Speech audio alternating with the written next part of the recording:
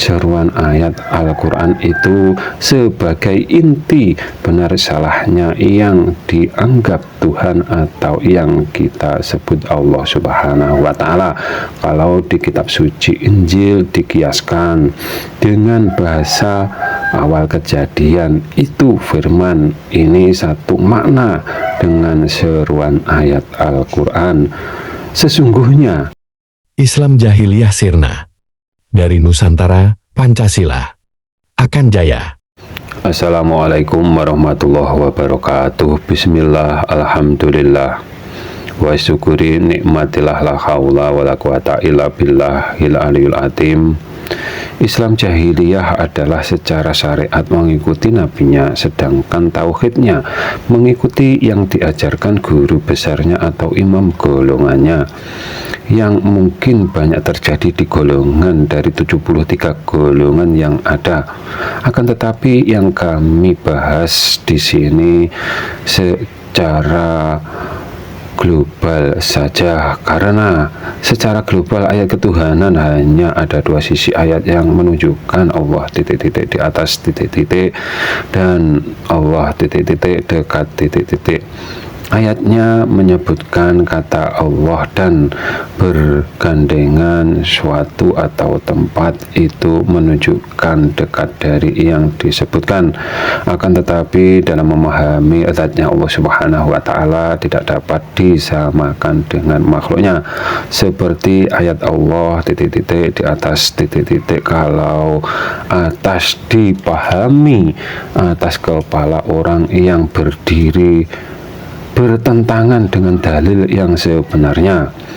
Atasnya Mekah dengan Amerika berbeda arah, dan kutub utara dengan kutub selatan juga berlawanan arah, dan bukti kalau bumi ini bulat. Bila matahari condong ke utara, di kutub utara tidak ada malam hari sama sekali. Bukti itu bisa dicari dengan HP. Kalau tidak percaya, jangan memakai HP. Berarti HP-mu sumber petaka menurutmu sendiri. Ayat Allah titik-titik di atas titik-titik dan titik-titik dekat titik-titik itu menunjukkan maha tinggi. Jangan dipahami maha atas atau maha dekat atau menyatu. Ini tidak disebutkan di sifatnya ke 99 sifatnya. Atasnya bumi bisa diartikan jauh dari bumi ini, seperti yang terlihat di siang hari dan malam hari berbeda yang terlihat di atas kepala kita. Kalau ingin paham sifat-sifatnya, zatnya Allah Subhanahu wa Ta'ala, itu perlu belajar ke ahlinya, dan itu sudah bulat, jangan dikiaskan. Yang perlu dikiaskan itu ayat ketuhanan. Yang memahami ayat ketuhanan dipahami bulat-bulat, mereka bertauhid bermata sebelah, atau hanya iman satu sisi ayat dan ingkar sisi ayat yang lain. Dan itu ada dua golongan.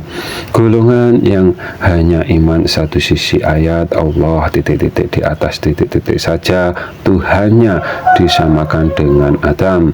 Yang hanya iman satu sisi ayat, Allah titik-titik dekat titik-titik saja, memahami Tuhannya menyatu dengan dirinya sendiri dan terjebak di kalimat la haula wala quwata illa billahil aliyul azim. Kalimat ini juga perlu dipahami dengan dikiaskan atau ditakwil, karena sifatnya makhluk dengan sifat zatnya Allah Subhanahu wa Ta'ala itu berbeda 180 derajat.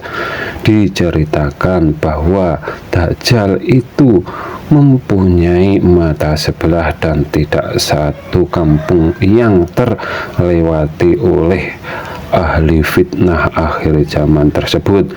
Kalau di zamannya Nabi Musa yang bernama Samiri yang mengajarkan menyembah patung sapi, kalau di umatnya Nabi akhir zaman digambarkan bermata sebelah dan ajarannya dalam memahami ayat ketuhanan yang secara global ada dua oleh mereka hanya diimani satu sisi ayat saja dan ada dua golongan dan saling ingkar mengingkari yang diimani yang lain.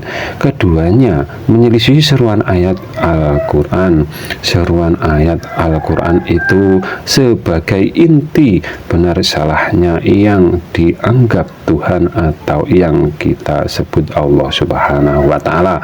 Kalau di kitab suci Injil dikiaskan dengan bahasa awal kejadian, itu firman, ini satu makna dengan seruan ayat Al-Quran. Sesungguhnya semua ajaran para nabi dari Allah Subhanahu wa Ta'ala sebelum tauhidnya ada yang menyimpang juga disebut Islam karena juga sama yang dilahirkan ke muka bumi ini oleh ibunya dibekali agama Islam atau suci. Dua golongan Islam jahiliyah yang bertauhid bermata sebelah, mereka menyamakan Tuhannya sama dengan Nabi Adam dan yang menyamakan Tuhan dengan dirinya sendiri. Apabila ada kata yang salah kami mohon maaf, semoga bermanfaat dunia akhirat. Akhirus salam, wassalamualaikum warahmatullahi wabarakatuh.